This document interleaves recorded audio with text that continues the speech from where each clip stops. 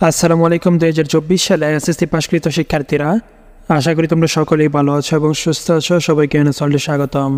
তোমরা যারা 2024 সালে এসএসসি পাশ করছো, তোমাদের মধ্য থেকে কিন্তু 25,500 জন শিক্ষার্থী এসএসসিতে কিন্তু বৃত্তি পাইছে।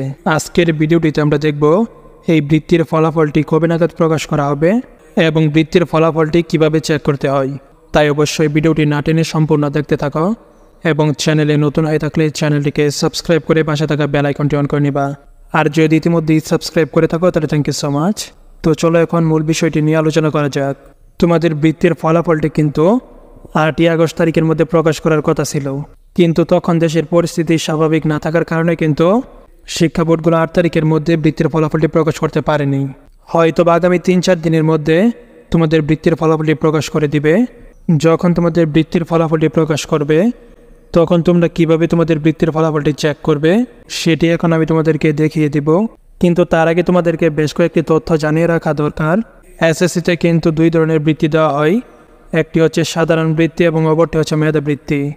2024 সালের এসএসসি পরীক্ষার্থীদের মধ্যে 22,500 জন শিক্ষার্থী পাইছে সাধারণ বৃত্তি এবং 3,000 জন পাইছে মেধাবৃত্তি। এই বৃত্তির ফলাফলটি কিন্তু সারা বাংলাদেশে একই সময়ে প্রকাশ করবে না, এমনকি সারা বাংলাদেশে একই দিনেও প্রকাশ করবে না। যখন যে বোর্ডের বৃত্তির রেজাল্ট তৈরি করার কার্যক্রম শেষ হবে তখন কিন্তু ওই বোর্ডটি বৃত্তির রেজাল্টটি প্রকাশ করে দেবে।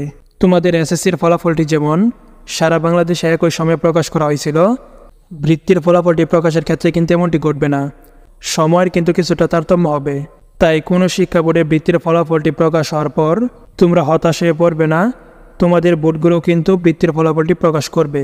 আরেকটি বিষয় হচ্ছে, এই বৃত্তির ফলাফলটি কিন্তু তোমরা এসএসসির ফলাফলের মতো অনলাইনে অথবা SMS এর মাধ্যমে কিন্তু আনতে পারবে না। বৃত্তির ফলাফলটি কিন্তু PDF আকারে বোর্ডের ওয়েবসাইটে নোটিশ আকারে প্রকাশ করা হবে। তোমাদেরকে বৃত্তির ফলাফলটি বের করার জন্য বোর্ডের প্রকাশিত বৃত্তি সম্পর্কিত নোটিশটি ডাউনলোড করতে হবে। এসএসসির ফলাফলের মতো কিন্তু তোমরা নির্দিষ্ট কোনো নাম্বারে SMS পাঠিয়ে অথবা অনলাইন থেকে কিন্তু তোমরা এটি দেখতে পারবে না। তো চলো এখন দেখে নেওয়া যাক তোমাদের বৃত্তির ফলাফলটি কিভাবে চেক করতে হবে। বৃত্তির ফলাফলটি চেক করার জন্য তোমাদেরকে প্রথমে তোমাদের বোর্ডের ওয়েবসাইটে প্রবেশ করতে হবে। যদি তুমি ঢাকা বোর্ড থেকে পরীক্ষা দিয়ে থাকো তাহলে তোমার মোবাইল ফোন থেকে যে কোনো একটি ব্রাউজার ওপেন করে সেখানে ঢাকা এডুকেশন বোর্ড লিখে সার্চ দেবে, তাহলেই কিন্তু তুমি তোমার বোর্ডের ওয়েবসাইটটি পেয়ে যাবে। এবং বাকি যারা অন্যান্য বোর্ডের আছো, তোমরা তোমাদের মোবাইল ফোন থেকে যে কোনো একটি ব্রাউজার ওপেন করে প্রথমেই তোমাদের বোর্ডের ওয়েবসাইটে প্রবেশ করবে। বোর্ডের ওয়েবসাইটে প্রবেশ করার পর তোমরা নোটিশ অপশনটিকে খুঁজে বের করবে এবং তারপর তোমরা সেখানে বৃত্তির ফলাফলে যে নোটিশটি দেওয়া থাকবে সেই নোটিশটিকে ডাউনলোড করবে। এখন কিন্তু এখানে বৃত্তির নোটিশটি দেওয়া নাই। যখন তোমাদের বৃত্তির ফলাফলটি প্রকাশ হবে তখন কিন্তু নোটিশে বৃত্তির ফলাফলের নোটিশটি কিন্তু দেওয়া থাকবে। ডাউনলোড শেষ হওয়ার পর তোমরা এই নোটিশটিকে ওপেন করবে এবং ওপেন করার পর কিন্তু তোমাদের বোর্ড থেকে যতজন শিক্ষার্থী বৃত্তি পাইছে সকলের তালিকাটি কিন্তু তোমরা এখানে দেখতে পারবে। কিন্তু এখন প্রশ্ন হচ্ছে, এখানে তো আমার বোর্ডের সকলের তালিকা দেওয়া আছে, এখান থেকে কিভাবে আমার ফলাফলটি চেক করব সেটি এখন আমি তোমাদেরকে দেখিয়ে দিচ্ছি।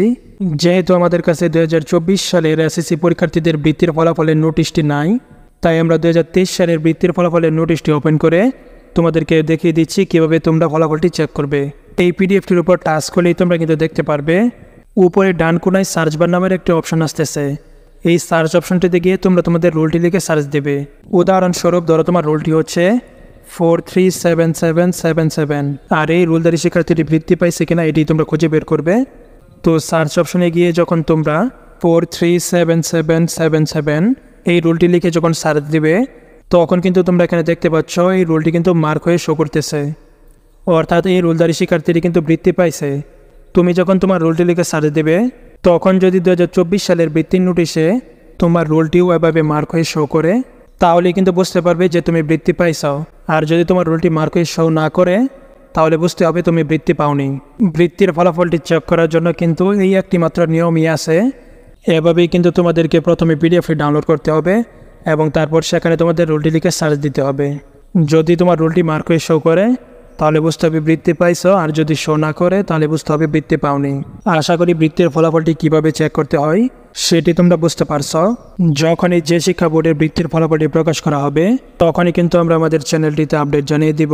আর তার জন্য অবশ্যই আমাদের চ্যানেলটিকে সাবস্ক্রাইব করে পাশে থাকা বেল আইকনটি অন করে নিবা, যেন বৃত্তি সম্পর্কিত কোনো ভিডিও আপলোড করার সাথে সাথেই তোমরা নোটিফিকেশন পেয়ে যাও। আজকের মতো এখানেই বিদায় নিচ্ছি, আবারও দেখা হবে নতুন আরেকটি ভিডিওতে। ততক্ষণ পর্যন্ত সকলেই ভালো থাকবে এবং সুস্থ থাকবে। আল্লাহ হাফেজ।